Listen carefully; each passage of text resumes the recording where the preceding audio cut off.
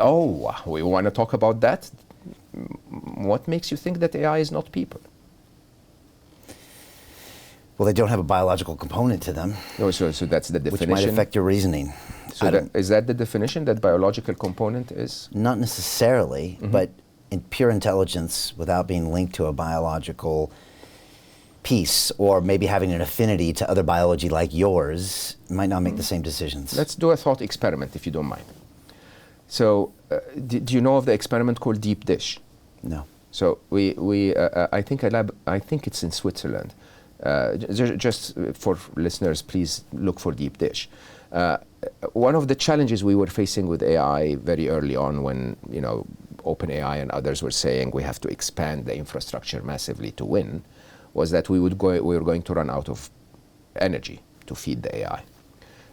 And so, of course, if we can now create smaller models like DeepSeek or others are doing, basically may solve the energy problem. But still, we have an energy challenge. So that research lab in Switzerland used human brain cells, live human brain cells, to actually put in a dish, connect with electrodes, and ask it to play Pong. Okay? And it's on YouTube, and it's fascinating. Okay. Right? There are robotic experiments today, which, by the way, makes a lot of sense. If I can create a robot, why do I need electric motors and batteries? And why don't I have muscles, which we can print on a 3D printer? Okay, very low energy consumption. Of course, the problem is that those tissues will die over time, but you can replace them. You can simply have 6 arms in your fridge and just replace the arm when it's done, okay, when it runs out of energy.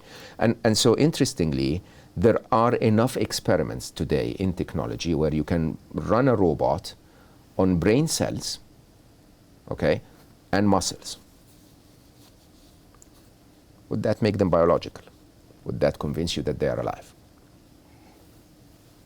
So biology is not the defining factor then? Maybe not.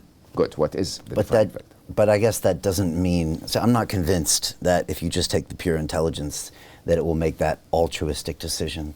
How do you get out of a rat race? How do you create wealth not only for yourself, but also for the generations to come after? I am absolutely amazed with the quality of companies that we're getting exposure to. We go on to Zoom calls with the innovators and the folks who are building new applications in metaverse, blockchain, artificial intelligence, decentralized finance. What's going on, everybody? Thumbs up if you can see me. We are focusing on early stage investment. And the quality of people that we're getting exposure to, whether it be Dan Tapiero with 1RT, Jason Ma from Open, Yatsu from Animoca. It's been a phenomenal experience thus far. It has far exceeded my expectations. We are focusing on cutting edge technologies. I view it now as the best investment I've ever made. The upside, I view, is unlimited. And as a retail investor, I would never get this exposure anywhere else outside of Investment Club. See you in the Investment Club. A baby shouldn't be harmed.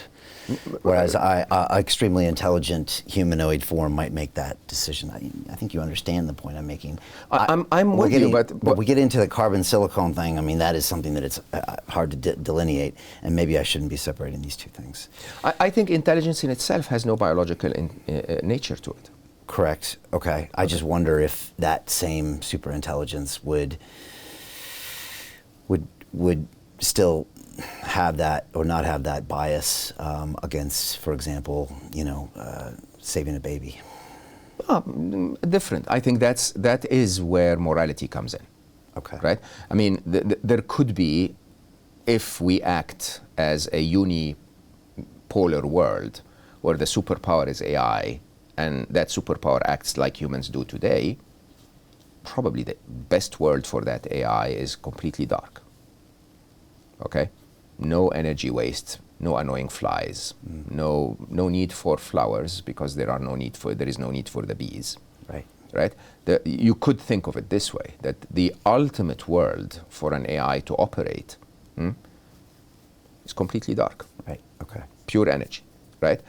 But if you assume that by definition there was never really a need for the biological existence of all of us, for the non-physical part of us to experience the world, then interestingly, if intelligence is still non-physical, which it is, it would enjoy keeping the biological bit to experience the world. It would also experience other worlds, by the way, which is Hugo de Garis is actually quite high on that idea that, one morning some of them will leave through a wormhole and explore the rest of the universe. Right. Right. Okay. Interestingly, when you